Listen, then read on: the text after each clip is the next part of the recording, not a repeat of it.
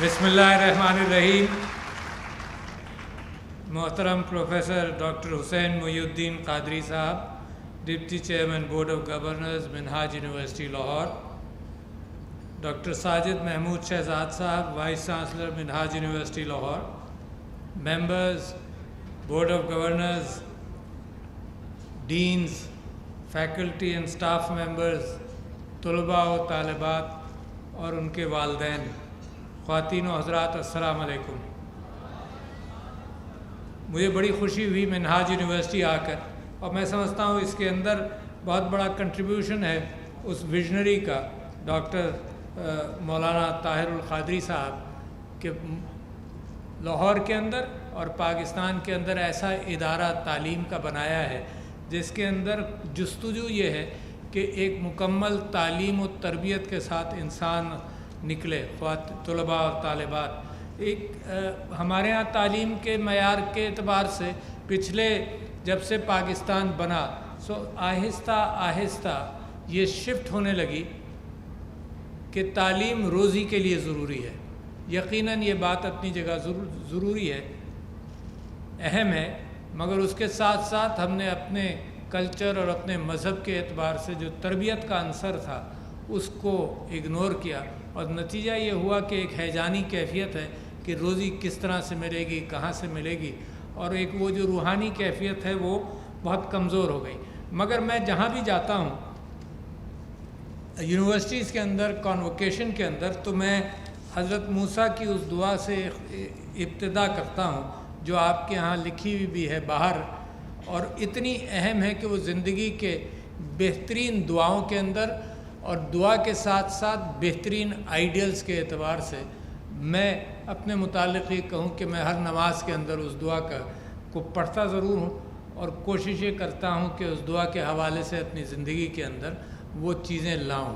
तो हज़रत मूसा की दुआ अल्लाह ताला से है, और वो जब हज़रत मूसा को अल्लाह ताला ने अपना नूर दिखाया, और बाइबल में उस हवाले से story of the burning Bush है कि एक झाड़ी में से आग भी निकल रही थी मगर उस झाड़ी को आग नहीं लग रही थी, और सहराए सीना के अंदर सेंट कैथरीन्स चर्च के नाम से वो जगह प्रिजर्व करने की कोशिश की है कि वहाँ पर वो ऐसी बर्निंग बुश थी। उसके अंदर सबसे खूबसूरत बात यह है बाइबल के अंदर कि अल्लाह ताला फरमाता है कि मूसा अलैहिस्सलाम, मूसा तुम यहाँ पर अपनी जूतियाँ उतार कर बैठो क्योंकि ये सीक्रेट जगह है। और रेनेसांस की जो तस्वीर कशी करने की कोशिश की है तो उसमें हज़रत मूसा की तस्वीर भी बनाई और साथ साथ उनकी चप्पलें साइड में रखकर, तो शायद इबादत गाहों के अंदर ये बात फिर सरायत कर गई। मुसलमानों के यहाँ आज तक प्रिजर्व्ड है कि मस्जिद के अंदर जाते हैं तो नंगे पैर जाते हैं। तो हज़रत मूसा बड़े घबराए, वो मिस्र से जिस एतबार से निकले थे तो उनके हाथ से कत्ल हुआ था, तो he was a wanted person according to the laws of मिस्र एंड फ़िरौन। तो वो जब अल्लाह ने कहा कि मूसा फ़िरौन के पास पैगाम ले जाओ, तो वो घबराए, उन्होंने कहा जी मेरे बस की बात नहीं है। तो अल्लाह ने फिर उनको स्ट्रेंथन किया, उन्होंने कहा कि तुम्हारे 7 अजूबे मैं तुमको दे रहा हूँ, जिसमें असाए मूसा भी है, जिसमें अपना दायां हाथ भी है कि दायां हाथ अपने बगल में डालोगे तो उसमें से नूर निकलेगा। तो अल्लाह ताला ने स्ट्रेंथन किया। तो हज़रत मूसा ने फिर भी दुआ की और अल्लाह से फरमाया कि या अल्लाह मेरा सीना खोल दे। अच्छा, ये ता क़यामत इंसान की एक ख्वाहिश रहेगी कि इल्म हासिल करूँ, इन्फॉर्मेशन आए। या अल्लाह मेरा रब्ब इश्रह ली सदरी, मेरा सीना खोल दे। और बच्चों जो आज ग्रेजुएट कर रहे हो, ये आज आपका सीना खुलने की शुरुआत है। कभी इस गलत फहमी में नहीं रहना, कभी इस गलत फहमी में नहीं रहना कि आप किसी भी एतबार से आलिम हो गए। अल्लाह ताला का इल्म तो इतना बड़ा है कि लाखों मरतबा आपको वो पैदा करता जाए और लाखों ज़िंदगियाँ आप गुजार लें, अल्लाह के इल्म के करीब तक नहीं पहुँचेंगे जितना कायनात में इल्म है। और जैसे जैसे वक्त गुजरता जा रहा है इल्म बढ़ता जा रहा है।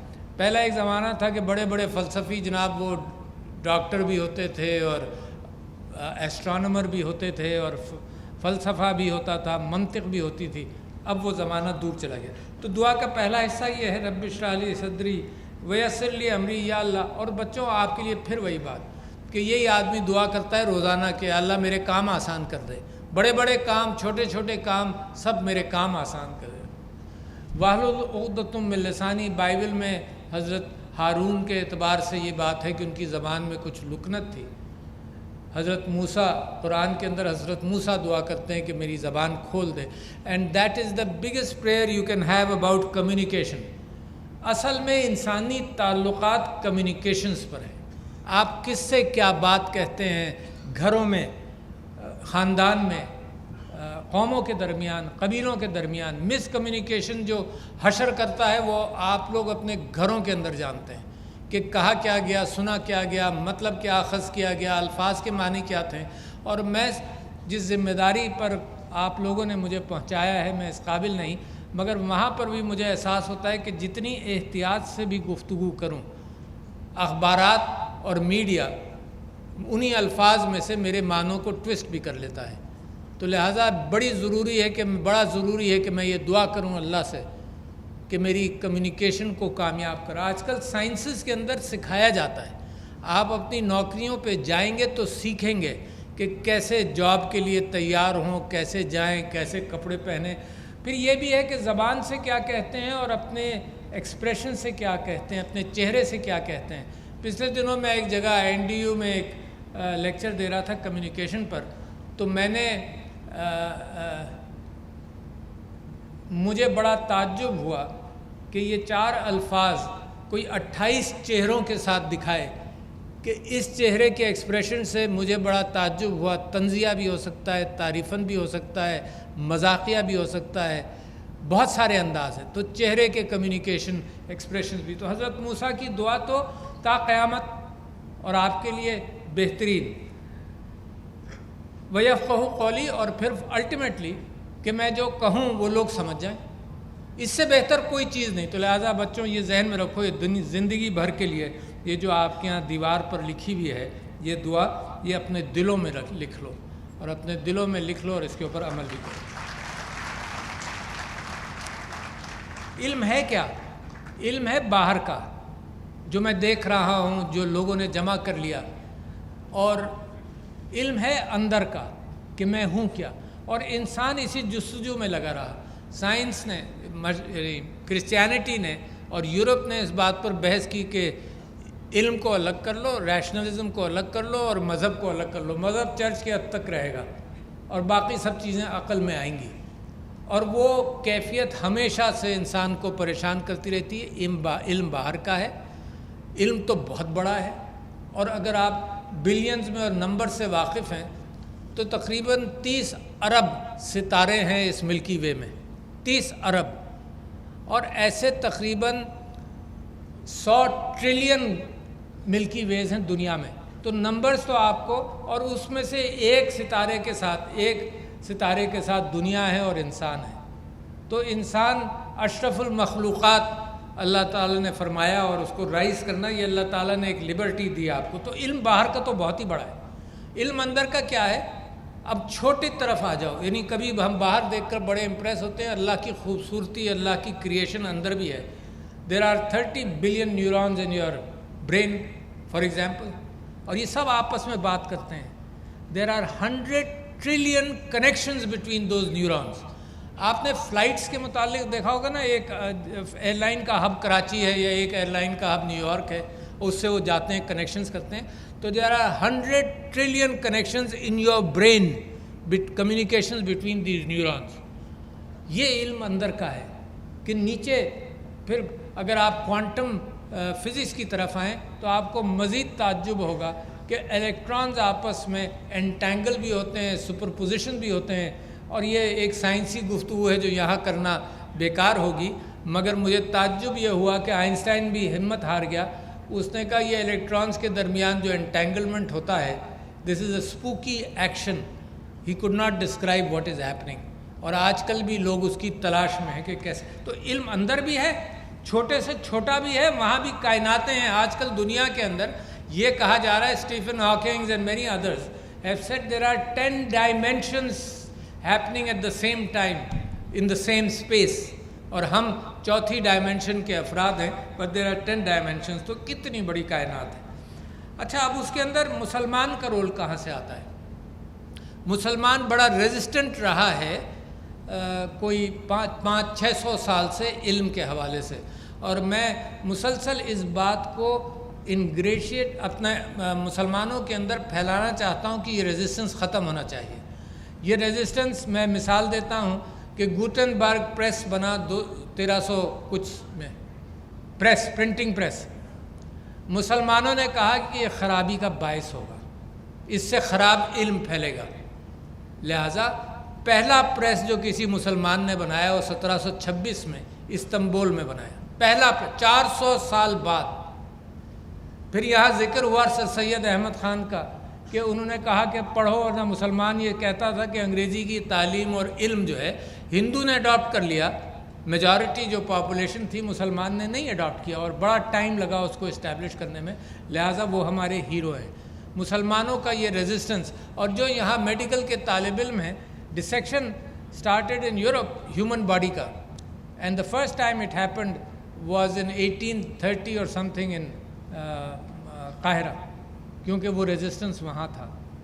لاؤڈ اسپیکر پر ریزسٹنس تھا. ہم نے یوٹیوب بھی بین کیا, سوشل میڈیا سے ہم پریشان ہیں, اور ہماری نظر میں صرف ایک چیز آتی ہے کہ بند کر دو. گھبرا کر جب ہم ٹول کو استعمال نہیں کر پاتے تو ریاکشن یہ ہوتا ہے کہ بند کر دو, مت دیکھو, اور اس طرح سے اپنی قوموں کو پروٹیکٹ کر لو. مگر زمانہ تو بڑی تیزی سے چل رہا ہے, زمانہ آپ کو پیچھے چھوڑ جائے گا. اور صرف تعلیم کے اندر میں آپ کو مثال دینا چاہتا ہوں کہ ہمارے ہاں پاکستان میں تقریباً 30,000 IT گریجویٹس ہر سال بنتے ہیں. ہمارے پڑوسی ملک میں جس سے آپ مقابلہ کرنا چاہتے ہیں, وہاں ہر سال 8 لاکھ گریجویٹس بنتے ہیں. تو جو علم پہنچانے کے اعتبار سے جب بیسکس آف مسلمان, دا بیسکس آف مسلمان, یعنی قرآن کے اندر رب زدنی علما ایک دعا ہے, قل رب زدنی علما, کہ اللہ مجھے علم دے. اچھا, یہ دعا اتنی ضخیم ہے اور اس دعا پر ہم عمل نہ کریں. اچھا, اس کی دعا کا نزول کی کیفیت یہ تھی کہ حضور اکرم صلی اللہ علیہ وسلم کے اوپر جب وحی آتی تھی اور فرشتہ سورت اللہ کی کوئی کلام نازل ہوتا تھا تو وہ جلدی جلدی یاد کرتے تھے. تو اللہ تعالیٰ نے فرمایا کہ یہ ذمہ داری میری ہے, تم صرف علم کے لیے دعا کرو کہ اللہ کا علم تم تک پہنچے. اللہ تعالیٰ نے کہا کہ انسانوں کو میں نے سارے نام بتا دیے ہیں, ناؤنز بتا دیے ہیں. تو وہ اللہ نے راستہ تو کھول دیا علم کا, مگر ہمیں خدا سے دعا بھی کرنی چاہیے اور علم کا متلاشی. تو مسلمانوں کا وراثت ہونی تھی نا علم, مگر یہ پچھلے 400-500 سال میں دوسروں نے اٹھا لیا. اور خدا اللہ سبحانہ و تعالیٰ کا اصول ہے دنیا کے معاملے میں کہ وہ مسلمان کو پریفرنس تو دے سکتا ہے, مگر اس کی جو مخلوق ہے وہ تو سبھی ہیں, اس کو سب سے محبت ہوگی. اس کی مخلوق تو وہ ذرے بھی ہیں جن کو ہم نے اگنور کر دیا, اس کی مخلوق تو پانی بھی ہے جس کو ہم نے اگنور کر دیا اور ہم نے اپنے رزق پر کیا. تو اس وقت دنیا اور تیزی سے بھاگ رہی ہے, مسلمانوں اور پاکستانیوں اور جو مسلمان نہیں بھی ہیں اور پاکستان کے سٹیزنز ہیں, میں ان کو یہ کہنا چاہتا ہوں دنیا تو اور تیزی سے بھاگ رہی ہے. یہ وہ زمانہ برک اینڈ مارٹر ایجوکیشن کا بھی نہیں ہے. اب تو بادلوں کے اندر, کلاؤڈز کے اندر ڈیٹا ہے, اور یہ سمجھ لیں یہ ڈیٹا جو میں نے آپ سے کہا نا کہ اندر کا علم ہے اور باہر کا علم ہے, اس میں مسلمان فقہا اور مسلمان پریشان. شریعت نے ایک دائرہ کھینچا کہ یہ دائرہ ہے بیہیویئر کا, کمیونیکیٹنگ بٹوین یور سیلوز, کیونکہ زندگی میری اس ربط سے ہے جو میرے گھر میں لوگوں کے ساتھ ہے, جو آپ لوگوں کے ساتھ ہے. تو لہٰذا شریعت وہ دائرہ کھینچتی ہے. اور صوفیہ نے طریقت کے نام سے اللہ سے تعلق اندر سے پیدا کرنے کی کوشش کی. تو میں سمجھتا ہوں یہ جو مکسچر ہے ان اینڈ آؤٹ کا, یہ اسلام کے اندر ایک بہترین انداز سے ہم نے یہ نہیں کہا کہ مذہب کو مسجدوں میں بند کر دو اور سیکولیرٹی کے ساتھ زندگی گزارو. پاکستان ایک اسلامی ریاست ہے جس کے اندر یہ سب چیزیں مل کر آتی ہیں. لہٰذا میری اور آپ کی جستجو پھر کیا ہے کہ علم دینے کے لیے یہی نہیں کہ آپ لوگ جو یہاں بیٹھے آپ ایلیٹ بن گئے, بہت چھوٹی سی ایلیٹ بن گئے ہیں. لہٰذا ایک تو طریقہ یہ ہے کہ نکلو اور روزی کماؤ، اور ایک طریقہ یہ ہے کہ اپنے لوگوں کو بھی ساتھ ساتھ اٹھاؤ. تو یہ بہترین موقع ہے کہ میں آپ سے کہوں، یہ زندگی بھر آپ چیزیں سیکھتے رہیں گے. کبھی کسی کی مجبوری، کسی کی پریشانی دیکھ کر آنکھوں میں آنسو آئیں گے. جو لوگ اپنی ضروریات پوری نہیں کر سکتے، جب تک آپ خود نہیں دیکھیں گے آپ کو اندازہ نہیں ہوگا. تو کبھی اپنے آپ کو آئسولیٹ بھی مت کرنا. اور کم سے کم لیڈران کے لیے، کم سے کم عمال کے لیے، جو ایگزیکٹوز ہیں ان کے لیے تو ہدایت ہے ہی ہے، مگر میں سمجھتا ہوں کہ جب آپ ایلیٹ معاشرے میں بن جائیں تو آپ بھی ایک ایگزیکٹو بن گئے کہ جو آپ علم پھیلائیں یا لوگوں کی فکر کریں. تو حضرت عمر نے ایک گورنر بنائے شاید ایران میں، اور ان کے پاس یہ اطلاع آئی کہ اس گورنر نے ایک اپنے گھر کے آگے دہلیز بنا لی، اور جو اس سے ملنے جاتا ہے پہلے وہ سوال جواب ہوتا ہے، پھر ہو جاتا ہے. تو حضرت عمر نے کسی کو بھیجا اور ان سے کہا کہ اس سے بات مت کرنا، پہلے وہ دہلیز توڑو اور پھر اس سے کہو کہ اپنا دروازہ کھلا رکھو تاکہ لوگوں سے تمہارا تعلق رہے، اور اگر تم نہیں کر سکتے تو تم واپس آ جاؤ، میں کسی اور کو بھیج دیتا ہوں. اچھا، یہ اتنا بڑا آئیڈیل ہے جو میں بھی پورا نہیں کر سکتا. So let me mention the fact کہ بہت ساری چیزیں شاید ہم اس انداز سے پوری نہ کر سکیں، مگر کم سے کم کوشش تو میری ہونی چاہیے. تو لہٰذا آپ جب معاشرے میں جائیں، آپ کی بھی کوشش یہ ہونی چاہیے کہ ایلیٹ گھرانوں میں، ایلیٹ سوسائٹیز میں ایلیٹ انداز سے نہیں رہیں. یہ ویسٹ یور ٹائم، لوگ کہتے ہیں this is a waste your time with the poor man, waste your time with the common man. ان کی مشکلات، اللہ کا احسان ہے آپ کے اوپر، ان کی مشکلات دیکھو تو تمہیں اندازہ ہو، مجھے بھی اندازہ ہو. میں اپنے لیے میں آپ کے لیے بھی نہیں کہہ رہا، یہ ساری چیزیں یہ میں اپنے آپ کو بھی نصیحت کرتا ہوں. تو عام طور پر کسی گفتگو کے اندر لوگ یہ کہتے ہیں میں تو کر رہا ہوں، یہ دوسروں کے لیے. میں قسم کھا کے آپ سے کہتا ہوں کہ جو بات میں آپ سے کہہ رہا ہوں وہ میں سمجھتا ہوں وہ میرے لیے، اپنے آپ کو بھی سنا رہا ہوں کہ کس طرح سے اس آئیڈیل کو پہنچنے کی کوشش کر دو، اللہ اسی کا ثواب دے گا، اور میری زندگی میں خوشیاں اسی سے آئیں گی. یہ راستہ، یہ ایسا نہیں ہے کہ یہ آزمائش ہے آخرت کی، یہ آزمائش نہیں ہے، یہ زندگی کے خوبصورت راستے ہیں، اور آخرت کا بھی ایک انعام ہے آپ کے لیے. اچھا، اب میں آ جاؤں تعلیم کے اعتبار سے. میں کچھ باتیں آپ سے کہنا چاہتا تھا. ایک تو مجھے خوشی ہے، میں نے پوچھا وائس چانسلر صاحب سے کہ یہاں کتنی خواتین ہیں ایڈمیشنز میں بھی اور گریجویشن میں بھی، تو انہوں نے کہا تقریباً 50% ہیں. تو مجھے بڑی خوشی ہوئی. تو خواتین سے ماشاء اللہ،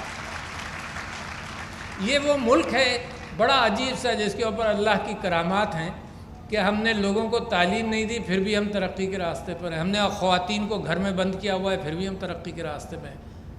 کمال ہے. تو میں والدین سے اور آپ خواتین سے اور مردوں سے جو گریجویٹ کر رہے ہیں سب سے درخواست کرتا ہوں کہ خواتین کو اکنامک سائیکل میں رہنا چاہیے. Bibi Khadija was a business woman. یہ کہاں سے ہم نے سیکھ لیا کہ نہیں ان کا دائرہ کار بڑا محدود کر دیا. یقیناً خاندان کو بڑا کرنے میں فی الحال بچہ پیدا کرنے میں ماں کا بڑا رول ہے، جینیٹیکلی وہ کیفیت موجود ہے، تو لہٰذا وہ رول اس کا بنیادی بنتا ہے، ان کی ریزنگ کا بنتا ہے. مگر جو سیکھا ان لڑکیوں نے اگر صرف یہ خاندان کے اوپر لگا دیں، یقیناً اس کے لیے اکانومک سائنسز کی ضرورت نہیں تھی. صرف بچوں کی تربیت کے لیے تو محدود علم بھی حاصل کیا جا سکتا ہے. یہ جو اسپیشل علم آپ نے حاصل کیا، یہ تو اس ملک میں اتنا مشکل ہے ان ریسورسز کو جمع کرنا. Thanks to doctor Tahir ul-Qadri and this administration کہ وہ اپنے ریسورسز لوگوں سے لے کر لوگوں کی خیرات جمع کر آپ سے فیس لے کر آپ کو پہنچا رہے ہیں. تو یہ تو بڑے قیمتی ریسورسز ہیں. And what a waste it would be کہ آپ لوگ اس کو استعمال نہ کریں اپنے اکنامک سائیکل میں. تو لہٰذا میں انسسٹ کرنا چاہتا ہوں، قائد اعظم بھی کہتے رہے. قائد اعظم کی زندگی کا ایک واقعہ آپ کو بتاؤں کہ شاید الہ آباد میں یا کہاں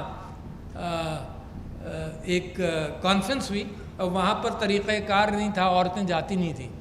تو وہ اپنی نیو وائف، ان کی پیٹی ڈن شو، وہ کیا مریم کا نام بھی دیا ان کو، ان کے ساتھ گئے تو وہ قائد اعظم گاڑی میں بیٹھے ہوئے تھے، اتر کر وہ پنڈال کی طرف چلی گئیں، کو شامیانہ لگا ہوگا، پنڈال میں چلی گئیں، ان کو لوگوں نے اندر آنے نہیں دیا۔ وہ تو تصور ہی نہیں کر سکتے تھے کہ عورت آئے گی کسی جلسے میں، انہیں واپس بھیج دیا۔ تو اور وہ گئیں اور انہوں نے کہا جے، وہ جناح صاحب کو جے کہہ کر بلاتی نہیں، انہوں نے کہا جے دے آر ناٹ لیٹنگ می ان۔ تو قائد اعظم نے اپنی جیب میں سے اپنا انویٹیشن نکالا اور ان کو دیا کہ جاؤ، تم کو روکنا نہیں چاہیے۔ تو پھر وہ گئی، تو اور پھر قائد اعظم فاطمہ جناح کے ساتھ کہا۔ تو ہمارے لیڈران نے تو یہ دکھایا، حضور اکرم صلی اللہ علیہ وسلم کی بیوی ختیجہ وہ بزنس وومن، یہ پتہ نہیں ہم نے کہاں سے سیکھ لیا کہ ہم عورتوں سے کہتے ہیں کہ نہیں، مگر ہمارا حکومت کا ایک فرض ہے کہ آپ کو ہیراسمنٹ فری ماحول دیا جائے۔ بہت سارے لوگ تعلیم سے گریز کرتے ہیں، بچیوں کو اسکولوں میں نہیں بھیجتے ہیں کہ اس بات کا امکان ہے سیکیورٹی کے اعتبار سے۔ اچھا، یہ اس چیز کو فلفل کرنا بے انتہا ضروری ہے، وہ سرکار کا کام ہے، معاشرے کا کام ہے۔ معاشرہ جناب آج کل ایک ہی چیز کا عادی ہے کہ کوئی واقعہ ہو جائے، بجائے اس کے کہ خود روکے، وہ اپنا ٹیلی فون نکال کر اسی فوٹوگرافی کرتے ہیں۔ یہ بھی ایک عجیب کیفیت ہو گئی کہ یعنی کوئی برائی ہو رہی ہے، اس کی ریکارڈنگ تو کر رہے ہیں مگر روکنے کے لیے تیار نہیں۔ تو وہ میں سمجھتا ہوں کہ ہیراسمنٹ فری ایٹماسفیئر اور عورتوں کا پروفیشنل سائیکل میں رہنا بے انتہا ضروری ہے۔ اس ملک کے پاس ریسورسز ویسے ہی کم ہیں، بہت ساری عورتیں میڈیسن میں ڈاکٹر بن جاتی ہیں، پھر کبھی پریکٹس نہیں کرتی۔ 80% admissions in medical school since the supreme court pass that law کہ سب کو برابری کا ایڈمیشن ملے گا، دیر از نو جینڈر ڈسپیرٹی ان ایڈمیشنز، یہ 80s میں ہوا۔ 80% لڑکیاں داخلہ ہوتا ہے میرٹ کے اعتبار سے، ان 80% میں سے 50% تو کام ہی نہیں کرتی۔ پھر تو کتنا میرے ملک کا پیسہ ویسے ہی غریب ملک ہے، جمع کرتا ہے کچھ، اور پھر ہم نے ایک تو وہ کیا، دوسرا یہ کہ پڑھ لکھ کر سب باہر چلے گئے۔ وہ ایک اور تربیت بھی دی ہم نے، اچھی تربیت، اچھا علم دے کر باہر بھیجیا کہ جاؤ بچہ تم باہر کے لوگوں کی خدمت کرو۔ تو جب باہر کے لوگوں کی خدمت ہوگی تو پاکستان کا جو کیفیت ہے وہ میں اور آپ جانتے ہیں۔ اچھا، ہمارا یوتھ بلج ہے، میں آپ کے سامنے یہ بات کہنا چاہ رہا تھا کہ یوتھ بلج کے اندر تعلیم 2.5 کروڑ بچے جو ہیں اسکول کے باہر ہیں، ان کے اوپر کون توجہ دے گا؟ تو دیکھیں یہ جو یونیورسٹی ہے منہاج یونیورسٹی، یہ پرائیویٹ سیکٹر کے اندر خیرات کے ساتھ مل کر بنائی گئی۔ سرکار بھی اپنی کوشش کر رہی ہے مگر کسر ہے کہ 2.5 کروڑ بچے باہر ہیں۔ میں نے اور اس کے اندر ایک انسٹیٹیوشن کو میں سمجھتا ہوں، میں اہمیت دیتا ہوں، اور ڈاکٹر طاہر القادری صاحب جتنا میں ان سے واقف ہوں، جتنی میری ملاقاتیں ہوئی ہیں، وہ بھی اس بات کو اہمیت دیتے ہیں۔ اور یہ ویژن ہونا چاہیے مگر اسٹیٹ کا ابھی تک نہیں ہے۔ اور وہ ویژن یہ ہے کہ جب اتنے بچے آؤٹ آف اسکول ہیں تو میں نے علماء کو اور منسٹری آف ایجوکیشن کو اکٹھا بٹھانا شروع کیا جب سے مجھے صدارت کی ذمہ داری ملی، اور علماء نے یہ کہا کہ جی آپ ہمارا دیکھو نا، برک اینڈ مارٹر کے اعتبار سے ضروری ہے وہ شاید، انہوں نے کہا جی فجر سے لے کر ظہر تک ہماری مسجدیں خالی ہیں، آؤٹ آف اسکول چلڈرن کے لیے اس کو استعمال کریں، یا تعلیم کے لیے اس کو استعمال کریں، وائی ناٹ؟ مسجد کا تو ہمیشہ یہ رول رہا ہے، مسجد سینٹر رہا اسلامی معاشرے کا، یعنی وہاں نکاح بھی ہوتے تھے، وہاں لوگ بیٹھ کر گفتگو بھی کرتے تھے، وہاں ہر سارے معاشرے کے مسائل بھی وہیں پر ڈسکس ہوتے تھے۔ اب وہ صرف ایک پریئر کی یعنی عبادت کی جگہ رہ گئی، جو بڑی اچھی بات ہے، اس میں مجھے کوئی اعتراض نہیں، میں اس کے علاوہ اعتراض کیا بلکہ خوشی ہے، مگر اس کے علاوہ بھی یہ کام بھی ہونا چاہیے کہ وہ تعلیم کے لیے کھلے۔ مجبوراً پھر کیا کرتے ہیں ہم ان کو سکلز دینے کی کوشش کرتے ہیں کہ بیسک مزدوری سے بہتر ہے کہ کوئی اسکل مل جائے، ڈرائیوری کر لے، کارپینٹری کر لے، پلمبنگ کر لے، الیکٹریشین بن جائے، وہ اسکل دیتے ہیں۔ اچھا، پھر اس سے ہائر لیول پر آئی ٹی اسکلز دیتے ہیں، اور آئی ٹی اسکلز کی مانگ اس وقت دنیا میں اتنی ہے جتنے لوگ نہیں ہیں، مانگ اتنی ہے۔ اونلی سائبر سیکیورٹی شاید 8 کروڑ یا 80 کروڑ لوگ چاہیے، اٹس اے ہیوج فگر، لوگ نہیں ہے ہی نہیں۔ پاکستان کی طرف دنیا دیکھتی ہے کہ یہاں سے ملیں گے، یہاں یوتھ بل جائے، اور ہم اپنے خرامہ چل رہے ہیں۔ ہمارے ہاں ہم نے اپنے معاملات کو کنٹینرائز کر دیا ہے، کنٹینر دنیا میں ایجاد ہوئے ٹرانسپورٹ آف گڈس کے لیے، ہم نے یہاں ایک نیا اس کا کریڈٹ، ایک نیا استعمال لوگوں کو بتا رہے ہیں دنیا کو کہ یہ بھی طریقہ ہے استعمال کرنے کا، تو یہ بھی سائنسی ترقی تو ہے ضرور۔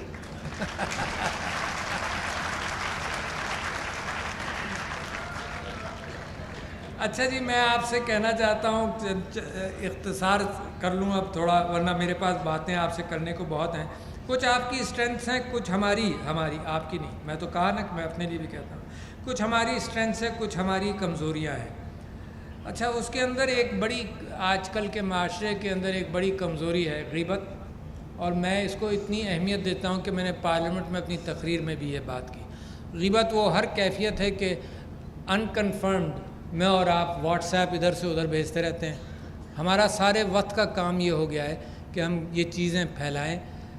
یہ کام ہو گیا کہ میری اور کسی کی نجی گفتگو ہو، وہ گفتگو لوگوں کو پھیلا دی جائے، یا آؤٹ آف کانٹیکس. اور اللہ تعالیٰ نے تو اس کے اوپر ایک بات بھی لگا دی کہ کون ہے جو اپنے مرے ہوئے بھائی کا خون وہ گوشت کھائے.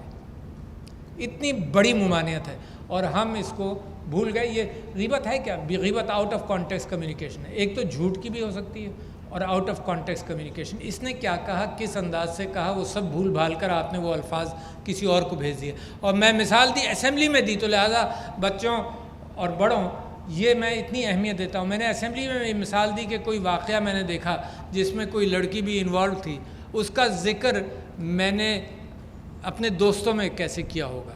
ایک کیجول گفتگو ہو سکتی ہے، اور اس کا ذکر میں نے اپنی ماں سے کیسے کیا ہوگا، وہ ایک محتاط گفتگو ہوگی. مگر جو میرے دوستوں کی گفتگو میری ماں کو پہنچا دی جائے، بندہ تو ایک ہی ہے، میں ہی ہوں، مگر وہ میری ماں کو پہنچا دی جائے تو میری ماں مرحومہ تو خفا ہوتی کہ یہ تو میرا بچہ ہی نہیں ہے، بیٹا ہی نہیں. دس از غیبت، اور اتنی عام ہے اس وقت پاکستان. تو دیکھو، اس کے لیے ہمیں کوئی باہر کی مدد نہیں چاہیے، ہمیں کوئی ایڈ نہیں چاہیے. یہ جو اخلاقی امپروومنٹ ہے یہ قوموں میں اندر سے ہوتے ہیں، and free of cost improvement ہے، اگر آپ اور ہم اس میں ذمہ داری کا ثبوت دیں. دوسری ہے فاسق کی خبر، اور اس کی قرآن کی آیت میں نے اسمبلی میں وہ بھی پڑھی. اب فاسق کی خبر اللہ تعالیٰ فرماتا ہے کہ تحقیق کر لو کہیں ایسا نہ ہو کہ تم آپس میں قومیں آپس میں لڑ پڑیں اور بعد میں پچھتاؤ. عراق کی جنگ جو ہے وہ فاسق کی خبر تھی، ویپنز آف ماس ڈسٹرکشن. قومیں لڑ گئیں اور تباہی پھیل گئی، اور فاسق کی خبر کے لیے، اور وہ بھی ایک غیبت سے ایک مس کمیونیکیشن سے شروع ہوا. تو لہٰذا جو حضرت موسیٰ کی دعا ہے وہ کتنی اہم ہے کہ حضور اکرم صلی اللہ علیہ وسلم نے کچھ ایک لوگوں کو بھیجا ٹیکس جمع کرنے کے لیے، اور پتہ چلا واپس آ گئے. انہوں نے کہا کہ جی وہاں پر ہمیں اطلاع ملی ہے کہ ہمیں مار دیا جائے گا جان سے. تو اس کے اوپر اللہ تعالیٰ نے کہا کہ فاسق کی خبر آئے تو کنفرم کر لو. ہمارے ہاں اس بات کو بھی ہم کنفرم نہیں کرتے. لوگوں کی آڈیوز ادھر ادھر پھر رہی ہیں. جو چیزیں حضرت عمر نے، ایک بڑا اچھا واقعہ ان کا ہے کہ ایک صحابی کے ساتھ وہ رات کو چہل قدمی کر رہے تھے یا دیکھ رہے تھے کہ حالات کیا ہیں، تو کسی گھر میں سے آوازیں آئیں. تو انہوں نے جھانک کر دیکھا تو وہاں پر کوئی گناہ کبیرہ یعنی شراب نوشی کی کیفیت تھی. تو جب وہ واپس نکلے تو ان صحابی نے جو ان کے ساتھ تھے انہوں نے کہا جی اب تو اس کے اوپر ایکشن ہونا چاہیے. تو حضرت عمر نے فرمایا کہ مجھے تو خوف آ گیا. تو انہوں نے پوچھا کس بات کا خوف؟ اس بات کا خوف کہ اللہ مجھ سے پوچھے گا کہ تم نے کسی کی پرائیویسی کو انکروچ کیا. کتنی بڑی بات ہے یہ خلیفہ مسلمانوں کا laying down the rules of law of behaviour جو مجھے اور آپ کو اپنانا چاہیے. کتنی بڑی بات ہے، کتنی بڑی بات ہے حضرت عمر کی کہ ایک آدمی کھڑا ہو کر کہتا ہے کہ 2 چادریں آپ نے جو پہنی ہیں، اس نے یہ نہیں کہا کہ آئی ول پروو کہ یہ آپ کو غلط ملی. اس نے کہا آپ بتائیے یہ جو آپ جس قانون کو آپ نے لپیٹ کر چلا دیا وہ یہی تو تھا کہ پروف کرو کہ کہاں سے آئی، تم بتاؤ تمہارے پاس ہے. تو میں سمجھتا ہوں کہ جو اسلام کے آئیڈیلز ہیں ان کو جب ہم چھوڑتے ہیں تو دنیا کے اندر اس وقت دنیا کی مانگ کیا ہے؟ دنیا کی مانگ جنگ و جدل، ظلم و زیادتی، رنگ کی بنیاد پر فیصلے. ہمارے یہ اتنی طاقتور قوم ہے کہ 40 سال تک 40 لاکھ افغان ریفیوجیز کو پناہ دی. وہاں 30-40 کو لینے سے گھبراتے ہیں جب تک رنگ اور آنکھوں کا رنگ اور کھال کا رنگ وہ نہ ہو جو ان کا جیسا ہے. تو دنیا کو تو ضرورت ہے آپ کے آئیڈیلز کی، مگر آپ اور چیزوں میں مصروف. دنیا میں مانگ یہی ہے، مگر اس مانگ کو پورا کرنے کے لیے قوم جو ہے وہ عکاسی کرتی ہے. قوم کے چند لیڈر کافی نہیں ہوتے کہ دنیا میں کہیں اچھائی کی بات کریں. تو میں سمجھتا ہوں کہ میں اپنی بات کو ایک 3 چیزوں پر ختم کرنا چاہتا ہوں۔ ایک تو علم کو آپ وہ ڈیٹا سمجھیں جو آج کل آتا ہے، صرف وہ ڈیٹا، یہ آپ کی عقل ہے جو اس کو اینالائز کرتی ہے کہ کیا اہم ہے، کیا پرائرٹائز کرنا ہے، کیا نہیں کرنا، اور اللہ آپ کو حکمت پھر دے۔ تیسری چیز کہ اس سے پھر وزڈم جس کو کہتے ہیں، کس طرح سے آپ اس کو استعمال کریں، ایک چیز۔ دوسری چیز، آج کل کی دنیا کے اعتبار سے میں رومی سے آج کل پڑھ بھی رہا ہوں، متاثر بھی رہا ہوں ہمیشہ۔ رومی کی 2 باتیں آپ سے کرنا چاہتا ہوں اور اس پر میں اختتام کروں گا۔ رومی نے 7 مدارج اپنے نبی کی محبت کے اندر اور محبت کے حوالے سے گنوائے۔ ایک یہ کہ اپنے آپ سے محبت کرو، اپنے دل کا آئینہ صاف کرو تاکہ تم اپنے آپ کو بھی پہچانو اور دوسرے بھی تمہیں اس طرح سے دیکھ سکیں۔ پہلی بات، اپنے آپ سے محبت شروع کرو۔ دوسری بات، اپنے گھر والوں سے محبت کرو، اپنے خاندان سے محبت کرو تاکہ تم ان کی تربیت کر کے ان کو بھی اپنے ساتھ اٹھاؤ، محبت پھیلاؤ۔ تیسری بات یہ ہے اپنے پڑوسیوں کے ساتھ حضور اکرم صلی اللہ علیہ وسلم کی حدیث کی بنیاد پر اپنے پڑوسیوں سے محبت کرو۔ چوتھی بات یہ کہ اپنی قوم سے محبت کرو، مگر یہ نہیں ہے کہ دوسروں سے نفرت کرو۔ پانچویں بات یہ ہے کہ پھر انسانیت سے نفرت کرو۔ اگر انسانیت سے محبت کرو، اگر انسانیت سے محبت نہیں تو جو یوکرین میں ہو رہا ہے، جو مڈل ایسٹ میں ہو رہا ہے، یہ سب آپ جانتے ہیں کہ انسان ظلم و ستم، تاریخ کے کروڑوں لوگوں کو مار دیا ہے پچھلی صدی کے اندر۔ تو انسانیت سے محبت کرو۔ مگر یہاں رومی نہیں رکتا۔ امیجن کریں کتنا اچھا پیغام ہے۔ وہ کہتا ہے کہ اللہ کی ہر کریشن سے محبت کرو، چاہے جاندار ہو چاہے بے جان ہو۔ تو آج کل جو گلوبل وارمنگ اور انوائرمنٹ کی بات کی رومی نے، اس انداز سے کی کہ بادلوں سے، پانی سے، مٹی سے، ہر چیز سے محبت کرو۔ اور جب انسان نے اس چیز کو نگلیکٹ کرنا شروع کیا تو آپ دیکھیے کہ اس نے اپنی دنیا کو پریشان کر دیا۔ پھر چھٹی چیز جو سب سے بڑی، اس نے کہا کہ میرے نبی صلی اللہ علیہ وسلم سے محبت کرو جن کی محبت میں اللہ نے کائنات بنائی۔ اور 7واں پھر وہی راستہ ہے، یہ سارے راستے اللہ کی محبت کے لیے راستہ کھولتے ہیں۔ تو رومی کے یہ 7 مدارج میں سمجھتا ہوں اس وقت دنیا کے لیے بہترین پیغام ہے۔ اور آخری بات رومی کی آج کل کے اس پاکستانی معاشرے کے لیے میں کہنا چاہتا ہوں کہ 4 چیزیں اس نے بتائیں کہ جس کے ذریعے کہ اس نے کہا کہ فراخ دلی میں دریا کی طرح ہو جاؤ، کہ جو علم کی فراخ دلی آپ دکھائیں گے، اپنی روزی سے فراخ دلی دکھائیں گے، اس میں دریا کی طرح ہو جاؤ کہ جہاں سے دریا گزرتا ہے سراب کرتا ہے، وہ رنگ نسل نہیں دیکھتا، وہ انسان اور جانور بھی نہیں دیکھتا، وہ جانوروں کے لیے بھی سیراب کرتا ہے۔ تو فراخ دلی میں دریا کی طرح ہو جاؤ، اور ٹالرنس میں سمندر کی طرح ہو جاؤ کہ جیسے قطرہ سمندر میں جاتا ہے سب کے ساتھ مل جاتا ہے، کوئی فرق نہیں رہتا۔ تو ٹالرنس میں جو مسلمانوں کے ہاں ایک بہت اہم چیز ہے، غصہ اور فرسٹریشن کے اندر جو کیفیت ہے، اس میں رومی کہتا ہے کہ موت کا سکوت اختیار کرو، ڈونٹ ریئیکٹ۔ آج کل نئے انداز سے تو سب چیزیں لوگ اپنا لیتے ہیں کہ جی 1 سے 10 تک گنتی گنو۔ رومی کیا خوب کہتا ہے کہ موت کا سکوت اختیار کرو۔ اور عیبوں کے حوالے سے جو میں نے آپ سے گفتگو کی واٹس ایپ اور یہ سب چیزوں میں، عیبوں کے سلسلے میں وہ کہتا ہے کہ رات کی تاریکی کی طرح ہو جاؤ، عیب چھپاؤ دوسروں کے، اور اللہ تعالیٰ بھی بڑا اجر دیتا ہے جو لوگ معاف کرتے ہیں۔ اور میرے نبی صلی اللہ علیہ وسلم جو ہے جب ان کو کوئی بات کہتا تھا تو وہ منہ پھیر بھی لیتے تھے تاکہ عیب چھپ جائے۔ اور ہم کیسے انسان ہیں کہ ایک دوسروں کے عیب کھولنے کے لیے ہر وقت کوشاں رہتے ہیں۔ تو قرآن کی آخری 2 صورتیں ہیں جس میں حسد سے بچنے کے لیے ہے، رات کی تاریکی کے خرابی سے بچنے کی دعا ہے، اور جس کے اندر جو دلوں میں ولولے وسوسے ڈالتے ہیں ان سے بچنے کی دعا ہے۔ تو اتنا مکمل مذہب، میں آپ سب کو مبارکباد دیتا ہوں، منہاج یونیورسٹی کو، اس کے فاؤنڈرز کو، کہ یہی ان کی بھی جستجو ہے کہ دنیا کو جس مکمل انسان کی تلاش ہے، مکمل انسان ہم بنا نہیں سکتے، نبیوں کے علاوہ کوئی نہیں، مگر اس کی جستجو اور اس کی تلاش رہے گی۔ تو شکریہ لیڈیز اینڈ جینٹلمین، بہت شکریہ، السلام علیکم۔